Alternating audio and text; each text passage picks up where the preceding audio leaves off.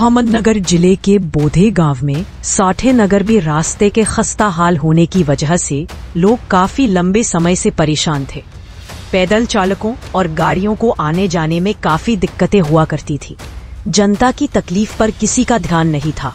जनता की परेशानी को देखते हुए एनसीपी महाराष्ट्र सरचिटनीस फिरोज भाई पठान, युवा नेता बंसी भाऊ मिसाल, बीजेपी अल्पसंख्यक तालुका अध्यक्ष कासम भाई शेख, उप सरपंच संग्राम काकड़े, ठेकेदार आयात शेख, हारून शेख, संदीप मिसाल, अंबादास मिसाल, सुरेश मिसाल, नवनाथ मिसाल, अमोल मिसाल, संजय मिसाल, राजू जवदंड सभी की कोशिशों से इस सड़क का काम कंप्लीट हुआ और स्थानिक जनता को बड़ी राहत मिली।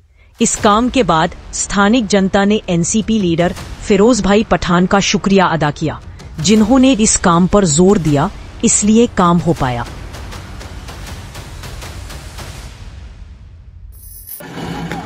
नमस्कार, मी बंसी मिसाल लवजी सेना अध्यक्ष हो। आज साठेनगर मधील कामाला यश आले।